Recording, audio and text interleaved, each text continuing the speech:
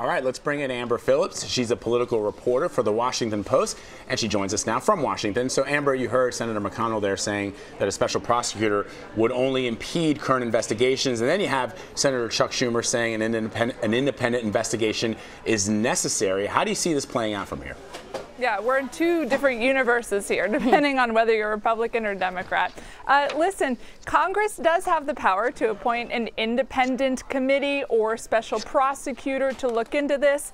Republicans control Congress. They get to decide whether they're going to do this. And Mitch McConnell this morning put himself firmly on Team Trump by basically saying, we don't need this. Yeah, maybe the FBI investigation is on hold, but we have a key committee in the Senate and a key committee in the House and a bunch of other committees looking at this at different angles that are going full throttle investigating the Russia meddling in the U.S. election. There's a problem with him saying that, though, and that the chair of the Senate Intelligence Committee, that key committee he mentioned, says he's troubled by the firing of James Comey. He can't quite explain why it happened now. So, Amber, you've also been tracking sort of the scattered reaction from Republican lawmakers to Comey's firing. What do you make of the conflicting views on this? Yeah, they don't know how to justify this. There are two camps right now. One camp says, you know what, James Comey, maybe he's known for being an apolitical public servant, but he kind of bumbled into a bunch of political mishaps, especially with the Hillary Clinton campaign. It would be good to have a fresh start. Thanks, President Trump. The other side of the camp is the one that I see growing by the minute. And these are Senate Republicans who say, I just can't justify why you fired James Comey now. We don't agree with the way he handled some of the investigations. Maybe he did get too political, even though he wasn't trying to. But there's nothing that we can see that would cause Trump to fire him now instead of, on day one in January when he got inaugurated. Yeah, and I just want to share with our viewers some of the reaction from some of those Republican lawmakers. Amber, Senator John McCain, I am disappointed in the president's decision. He went on to say James Comey is a man of integrity. You have Senator Bob Corker of Tennessee says that the removal of Comey at this particular time will raise questions. You've also, we've seen even from, as Senator McConnell was pointing out, that Senator Burr is in charge of that Senate investigating committee. Senator Burr saying, I'm troubled by the timing and reasoning of Director Comey's termination. So the question becomes, if Republicans, moderate Republicans, Amber, saw President Trump as a vehicle for getting their agenda accomplished in this Congress that they now have both houses of. They were not fans of his during the primary until it became very clear that he was going to win the nomination and ultimately the presidency.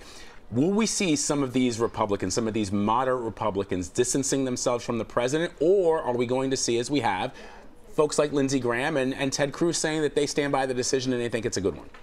Yeah, I'm not quite sure. I'm fascinated to find out that answer. I think there's no clear line I can draw in terms of Republicans standing by Trump and distancing themselves from him right now. Lindsey Graham is normally a Trump antagonist. He probably hates Trump more than anyone in the Senate. But Bob Corker was briefly considered to be Trump's vice president pick, and he doesn't approve of firing James Comey.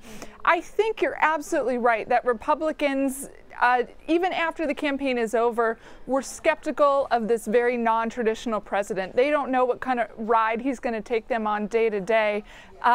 It's quite possible that they just feel like this is the last straw, right? That like bringing on this whole drama about firing Comey and a special prosecutor distracts from health care and tax reform and everything else they have going on. But I don't know that they're going to decide that yet. We're still super early into the Trump administration. Yeah, once again, we're seeing a situation where part of the problem is the way things were done. It seems like it was rash and rushed. We saw it with the travel ban. We saw it with health care and in this situation as well. So once the president names a replacement for Comey, of course, that person is going to have to be confirmed by the Senate. What sort of political fight lies ahead? Well, it's kind of in Republicans' hands. And a couple years ago, Senate Democrats took away their ability to filibuster a nominee like this. So now instead of requiring 60 votes out of 100 to get Trump's eventual nominee through, you only need a majority, and Republicans have that right now. And I think that's why we're all putting so much focus on Senate Republicans. It feels like there's a growing number who are putting the onus on President Trump to nominate someone for the FBI who's as independent and well thought of in the justice community as James Comey was. And it kind of feels like they're doubtful he will. So this could totally be an inter-party drama playing out in terms of who replaces James Comey. And Amber, the president is meeting today with Russian Foreign Minister Sergey Lavrov at the White House. Our Margaret Brennan says it is stunning for Lavrov to be getting this sort of FaceTime with the president, especially now. What do you make of the optics of that meeting, especially given its timing? And are you hearing anything from your sources, other lawmakers, that they have those same reservations? Yeah, they absolutely are. The optics of this are horrible. Democrats are over here claiming Trump is pulling a Nixonian move, trying to undercut the guy who's investigating Trump campaign associates' connections to Russia. Trump cuts off the head of that investigation and then is shaking hands with the top foreign diplomat of Russia in a way that the U.S. hasn't done in the past. The optics are absolutely horrible. Now, the White House is going to say they were discussing Syria. This was already pre-planned. That's true. But anyone who turns on their evening news or their news right now is going to see Secretary of State Rex Tillerson shaking hands with the top Russian diplomat and smiling like less than 24 hours after Democrats accused Trump of trying to get out of a Russia investigation into his campaign. Yeah, it's so true. It was a very hearty handshake for sure, and the two look like pals. Yeah. Amber Phillips of the Washington Post. Thank you so much, Amber. Thank you.